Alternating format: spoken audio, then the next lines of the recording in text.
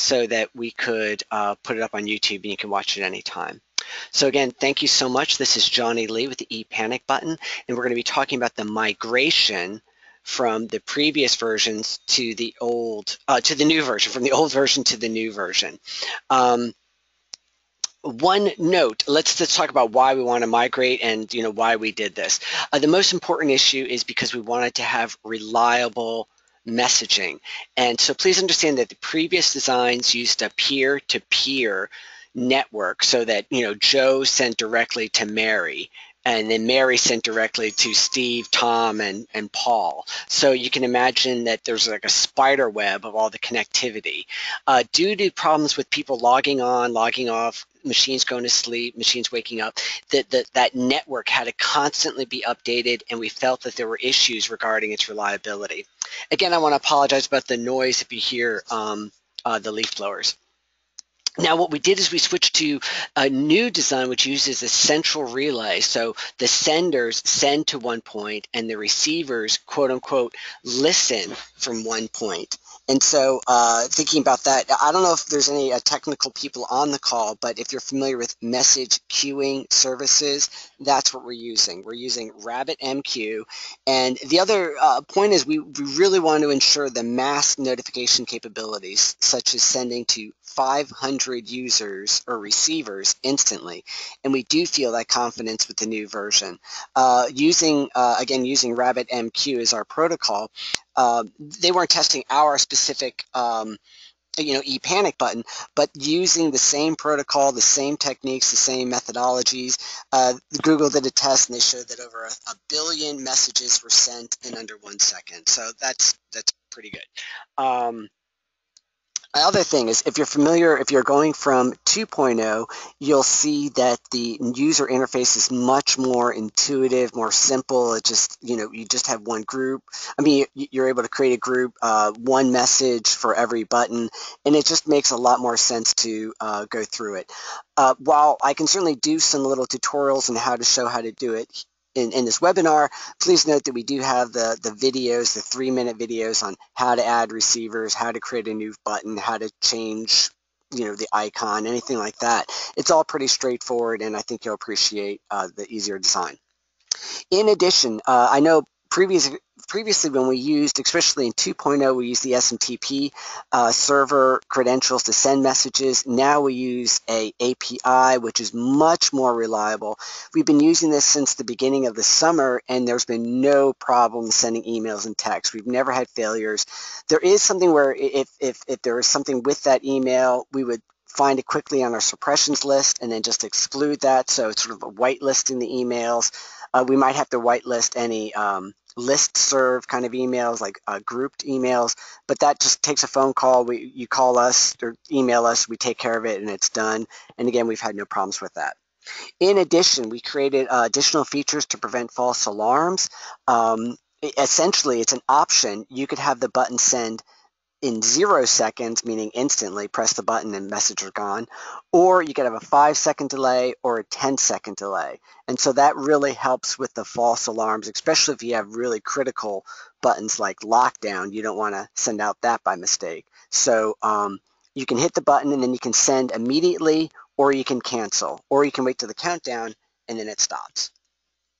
In addition, another great feature, again, this is part of the message queuing capability, is that all buttons, all the configuration changes are automatically pushed down. So if a user gets pushed into or moved to a new group and they get new buttons, or the button message changes, or has a new receiver, there's a new icon, any changes, you don't have to wait an hour. It doesn't happen once a day. You don't have to manually update.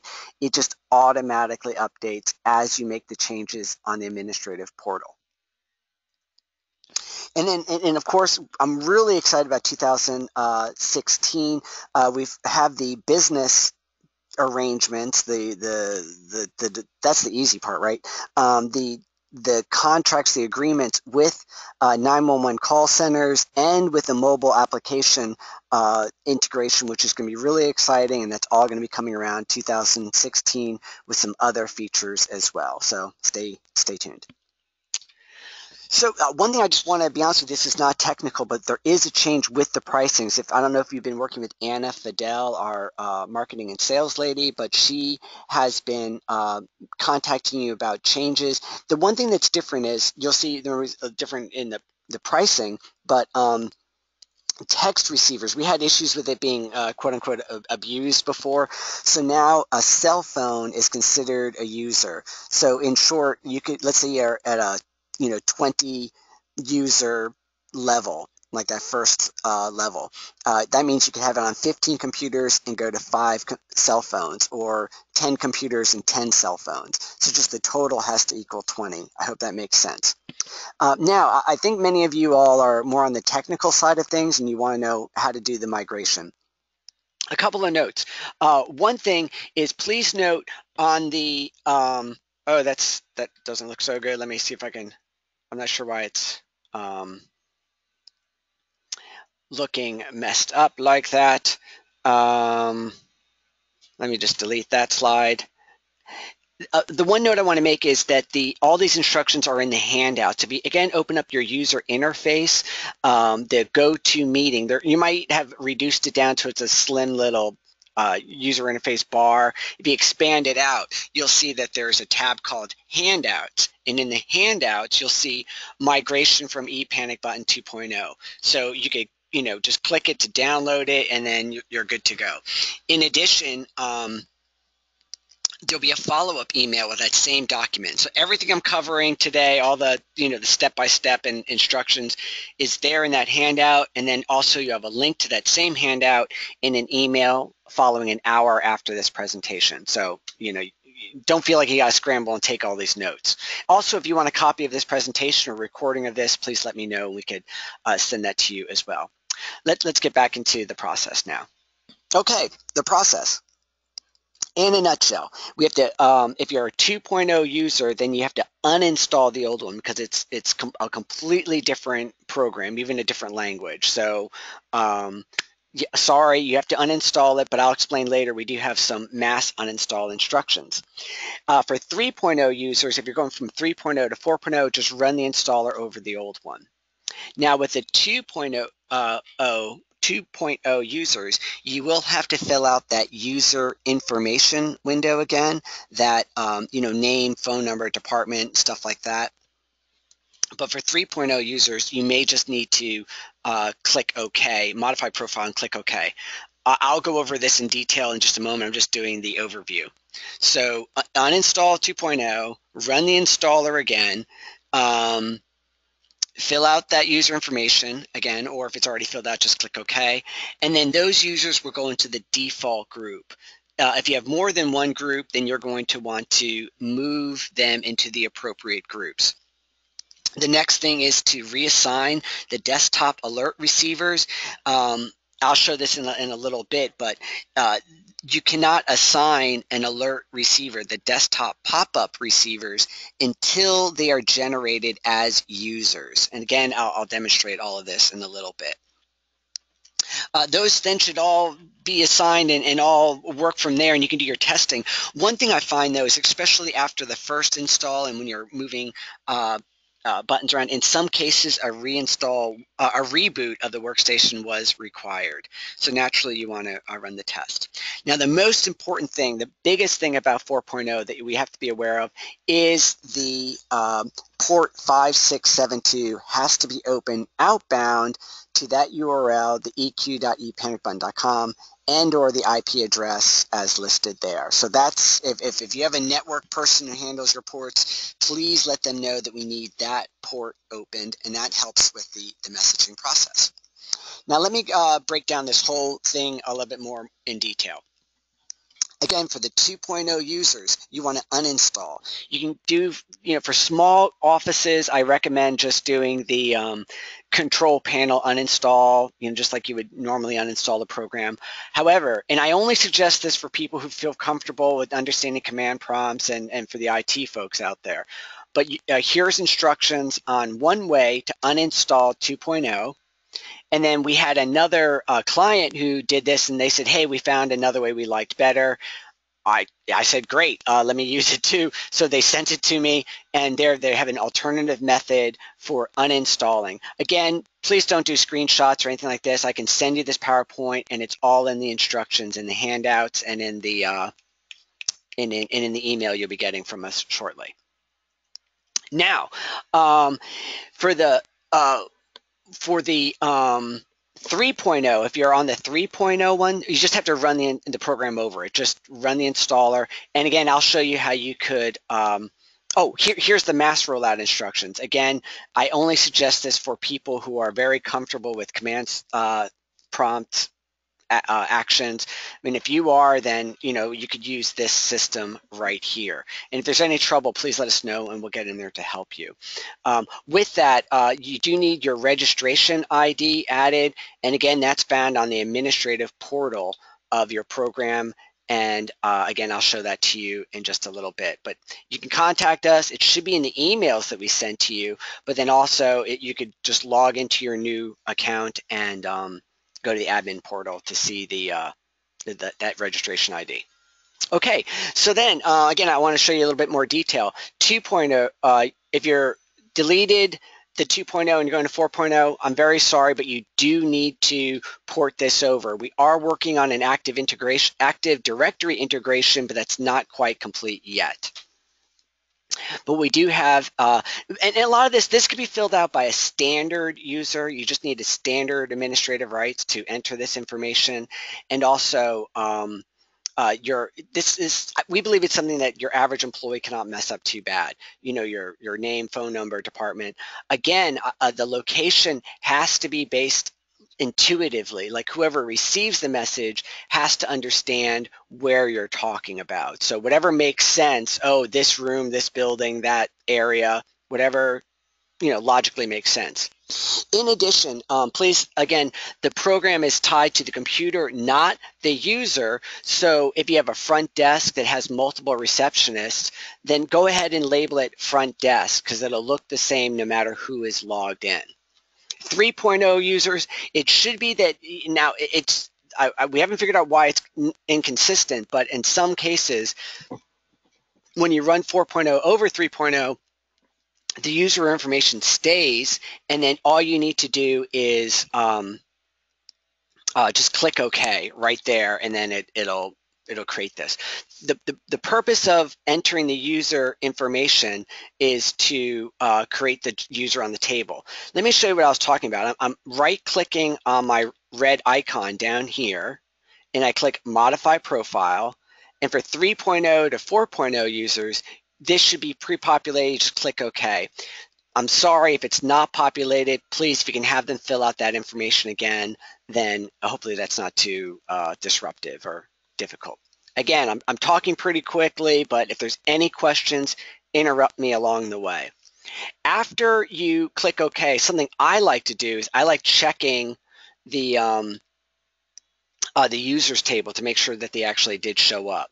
So again, make sure it's the new 4.0 portal, and it starts with EQ. It'll say EQ right there, so it's version 4. You'll have it may have the same username. You'll have the password will be the default password until you change it. You enter it, and then now I'm going to look for me. I go to users. I'm going to filter by Johnny Desktop. That's my computer, so Johnny Desktop admin. And what do we see? That is Johnny Desktop. So admin department. So as you can see, my user was generated. Later on, I'll talk about if you have any issues with this. I'll just talk about troubleshooting. Now, the next thing that you'll have to do, and again, I apologize, the users will automatically go into your default group.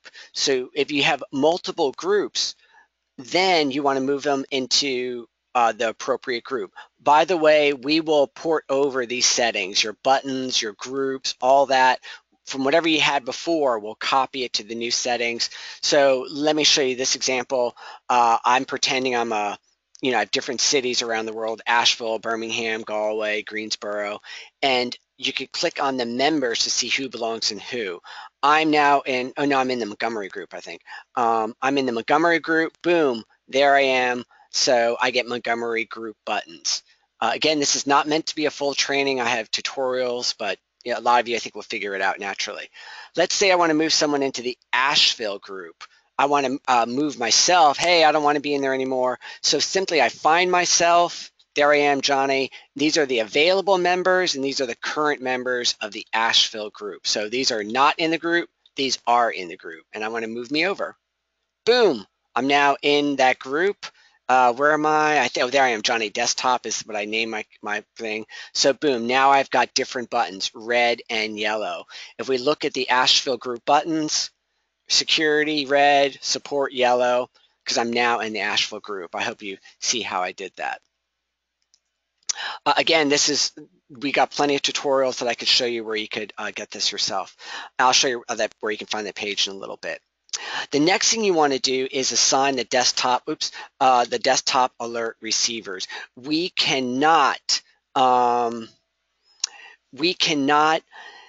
assign who gets the desktop pop-up receivers until they are users. So for those buttons, let's say for the Greensboro group, we want to click on buttons, find the button like the AED button or the clear button, whatever you want to have there, and you click on the little computer icon, meaning who's the receiver on the computer. So here's the receivers column.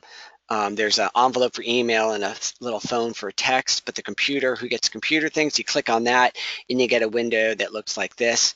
Again, same idea. On the right-hand side are the available receivers where your new user should show up, and you just move them over to current recipients if you want that person or that workstation to get the pop-up when the thing comes through. So let me just show you. For this Asheville support, let's say in the Asheville office, we have a support button, and I'm going to see who gets the pop-up. Let's say I want to get June Fitzgerald. To get it, I just move them over, and it's as simple as that. Now, these issues around moving people into the right group and then moving alert receivers. If that's, I appreciate it's a pain in the neck. You've had to do this work with the uninstall and reinstalls. When you're done doing the installations and the users are created, let me know and I'll fix this. If you'd like, just send me an email, call me, and say you're done moving users over, and now you want you don't have time to move them into the right groups or put them in the right receiver lists. Contact me. I'll do it for you. Naturally, of course, I would like you to check it. This is an important program, so you want to make sure the settings are correct. But I'd be glad to do it and check it over for you for your convenience. So, in many ways, that's it in a nutshell. I don't see any questions. If I could go over the migration process one more time, I'll just repeat it right here. If you're on the 2.0 systems, if you're on the 2.0, please uninstall. Again, I showed you where you could do the mass uninstall instructions. For 3.0, just run the installer over it. Again, there's the mass push out instructions as well, but I do recommend testing on a few workstations first. Like, I wouldn't use the command prompts, the first time. I would do it the good old fashioned manual way of, putting the installer client somewhere on the workstation, then clicking the executable to go through the install windows. For 2.0 users, you'll have to fill out the user information again, and then check to see that the users are created on the table. Once that is done, you can contact me to take over and finish the configuration, or if you want to just go ahead and do it yourself, move the users into their appropriate groups, and then whoever's a desktop alert receiver, maybe, then you want to assign those appropriate people. Please take this time, and I'm sorry if this is, we do apologize if this is a pain, but if on a silver lining or looking on the bright side, think about the configurations. Think about who you had set up to receive them. Does that make sense? Maybe this is a time for you to reevaluate who is getting those messages and how else you can use the program. Again, ePanicButton is, you could create as many different buttons for different situations, medical alerts, weather alerts, There's food in the break room alerts, get me out of this meeting alert. There's a conference room meeting, general staff meeting button. Whatever you can think of, you could utilize this to send out messages. The only problem we've encountered with folks is that they didn't realize about port 5672. So we can't iterate that enough, reiterate that enough. Please talk to your network people, make sure that port is open.